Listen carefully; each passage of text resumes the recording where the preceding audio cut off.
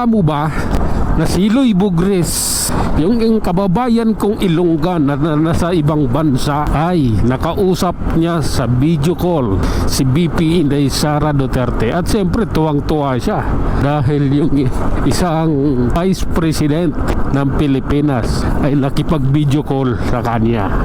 Kaya mo yun? Kung alam mo yun, napanood nyo naman siguro yung video call ni yung pag-uusap ni Loy Bugres at saka ni VP Inday Sara Duterte. Siyempre tuwan-tuwa siya at marami rin natutuwa yung mga DDS supporter, DDS vlogger, natutuwa din sa kanya dahil siya lang naman yung vlogger na kung makapag mura wagas. Unang-una, wala siya sa bansa, so hindi siya basta-basta makakasuhan na kung ano-ano. Kasi pag nandito ka kasi sa Pinas, kunting pagkakamali mo lang, kakasuhan ka ng mga congressman, mga politiko ng cyber libel. Kaya ang ating thumbnail per episode, tapos alam mo ba cyber libel?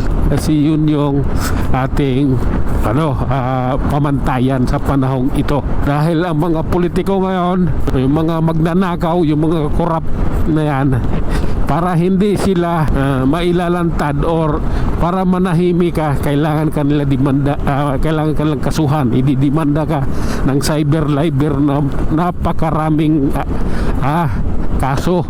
Kumbaga kakasuhan ka ng 10 counts ng cyber libel, mga ganoon. Ganyan sila yung mga kupal politiko na yan. Kaya inano natin tong ating yung ating series na Alam Mo Ba? Diba? Dahil yung mga kalokohan ng mga politiko na yan. Pero pagpapatuloy natin ito, at yun nga si Loy Bugres, siyempre tuwan-tuwa siya dahil yung isang VP Inday Sara na kaedad ko yun, buwan lang ang pagitan namin ng birthday, pero yung edad pareho kami.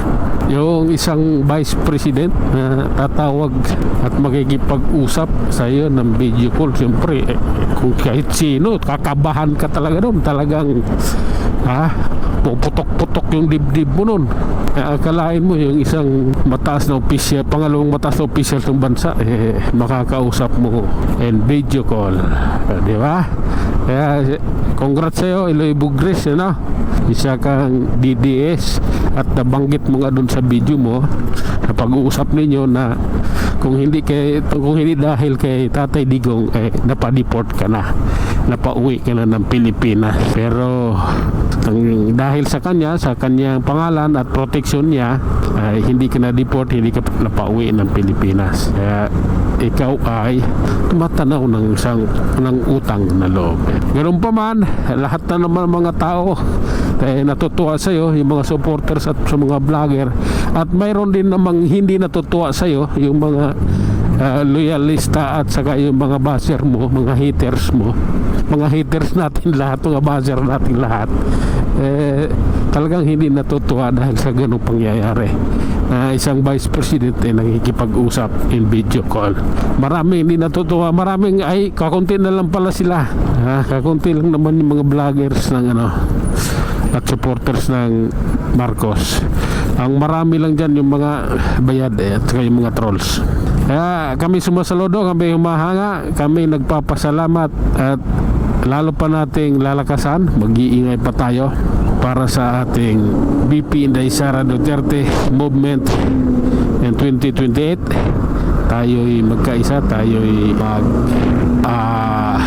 hahasik ng katotohanan dito sa social media.